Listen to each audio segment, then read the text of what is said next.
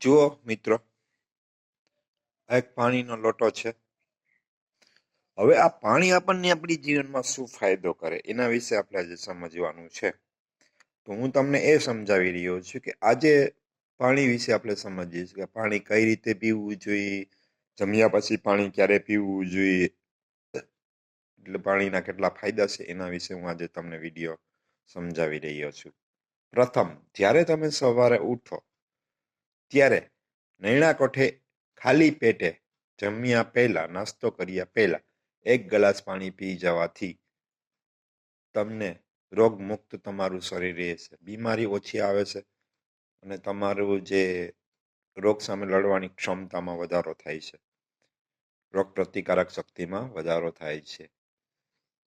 પછી આપણે દરરોજ પાણી જે પીએ છીએ ઠંડુ પાણી પીએ છીએ, એટલે સવારે ઉઠીને 1 ગ્લાસ જો દરરોજ ગરમ ગ્લાસ પાણી પીવામાં આવે તો આપણી શરીરમાં જે લોહીની નસોમાં જે કચરો જામેલો હોય, જે ચીકણો પદાર્થ છે, જેમ કે આપણે મેદો ખાતા હોય, પાઉંભાજી ખાતા હોય, બીજા કોઈ અન્ય ચીકણો પદાર્થ છે, એ બધોય નીકળી જાય આપણા શરીરમાંથી, ગંદકી નીકળી જાય જો દરરોજ 1 ગ્લાસ સવારે ઉઠીને ગરમ ગ્લાસ પાણી પીવામાં આવે છે.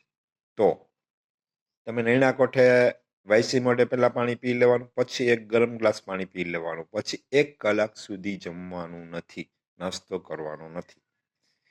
પછી વાત એ કરવામાં આવે છે કે આપણે જમ્યા પછી તરત પાણી પી લઈએ છીએ, એટલે આપણું પાચન ક્રિયા નબળું પડે છે. એનું કારણ સમજાવું કે આપણે જે ખોરાક જમ્યા હોય તે જ ખોરાક આપણે જે એનર્જી ઉત્પન્ન થવી જોઈએ શરીરમાં, જે વિટામિન્સ પૂરા મળવા જોઈએ, એ તમે પાણી જમ્યા પછી તરત પાણી પી લ્યો છો, એટલે શું થાય, એ એનર્જી નાશ થઈ જાય.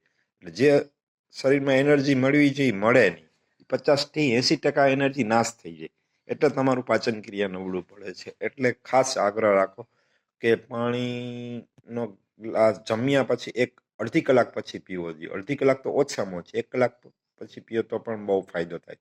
જે શરીરની અંદર જે પૂરતા વિટામિન મળવા જોઈએ, એ આપણી ખરાબ ટેવ છે બધી જગ્યાએ. હવે આ પાણી છે કેવું પીવું જોઈએ? પાણી પીવું જોઈએ, કૂવાનું પાણી પીવું જોઈએ, નહીં બોરવેલનું પાણી નહીં. આ સૌથી શુદ્ધ પાણી કૂવાનું પાણી માનવામાં આવે છે. એના પછી હું તમને એ સમજાવું છું કે આરોનું પાણી છે, આપણે જે શરીરમાં જે પૂરતા વિટામિન હોય નાશ કરે છે, એટલે આરોનું પાણી બંધ કરી દેવું જોઈએ.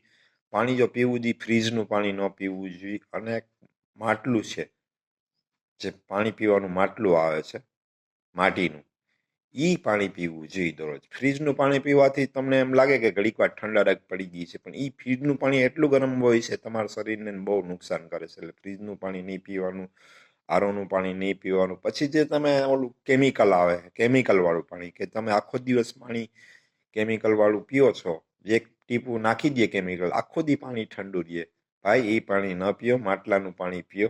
મેં ઘણી જગ્યાએ જોયું છે કે કેમિકલવાળું પાણી પીવાથી શરીરને નુકસાન કરે છે. એટલે જો ભાઈ, પાણી પીવાની રીત બદલાવીએ તો એ આપણા શરીરમાં રોગ મુક્ત બની શકીએ છીએ, પણ આપણે એવો કઈ વિચાર જ નથી કરતા, કારણ કે આપણા શરીર મફતમાં મળ્યું છે. એટલા માટે પાણી પીવાની પદ્ધતિ બદલાવો અને તમે સારું આરોગ્ય બનાવો. આયુર્વેદિકમાં આ બધું લખેલું છે ભાઈ, હું મારું કંઈ પોતાનું નથી બતાવી રહ્યો છું.